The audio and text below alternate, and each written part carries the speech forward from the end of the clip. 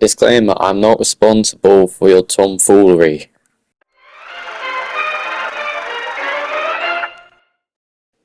Use Shapeshifter in lower engine.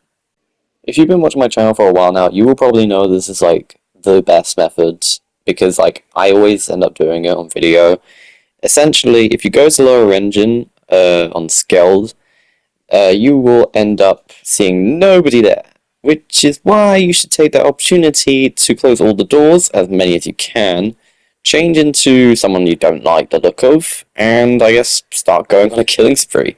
They won't suspect a thing because, well, they'll all be confused. They'll be like, how has someone died this early in the game? I don't understand.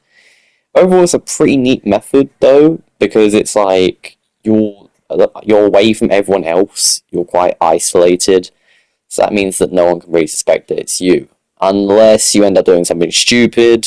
But chances of that happening are very low, considering the fact that most of the time people are just going to be caring about where the body is. Complete upload at the start or the end of the game. This thing might as well be called the curse task because every single time I do it, I always end up dying. So that's why I would recommend you do it at the start or the end of your games. Mainly because it's a very long task and it gives a prime opportunity for the imposter to kill you. Now personally, I would say that this is probably one of the easier tasks. It doesn't really involve you doing anything other than just watching your character just run across the screen. It will still mean that you'll probably end up getting a blade in your back.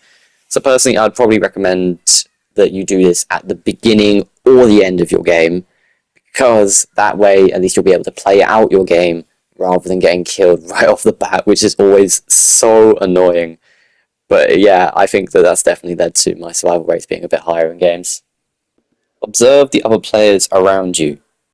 This one will, unlike the other ones, take some time to do, because what you need to do is whenever someone calls a meeting, other than those trolls, you might as well vote those guys out, but whenever someone calls a meeting, you should realistically take a look at their speech.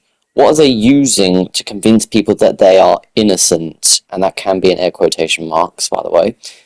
What are they doing to prove their innocence? And what they are doing to kind of like lead others into a sense of security.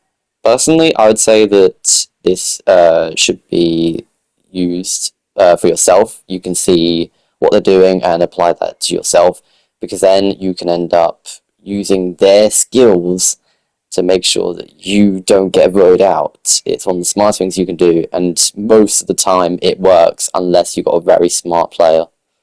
Make as many allies as you can, and wherever possible. See, if there's one thing that I could recommend to any new Among Us player, it's the fact that making allies is your one key to survival. If you gain enough people as your allies, then they will back you up for nearly everything. Emphasis on nearly, because if you end up getting caught doing something stupid like, I don't know, killing in front of like 50 people, then obviously they won't back you up for that. But it is pretty useful. That is excluding voice chat. Like I mentioned in the disclaimer, I don't condone it. It's okay to be in the voice chat as long as you don't give away who ended up killing.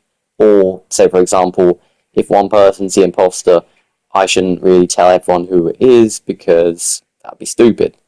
But yeah, overall, get enough people on your side and then you will be guaranteed some security.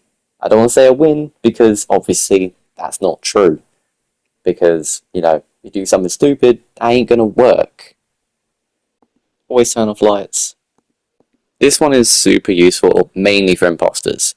If you sabotage lights, then as a shapeshifter, the only person they'll see is the person you're shapeshifted as, so they'll end up deflecting the blame on them if you're standing over a body.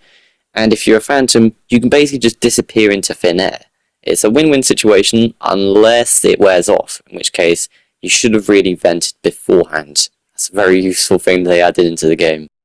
Sure, these subscribers understand the consequences of failing to meet my expectations.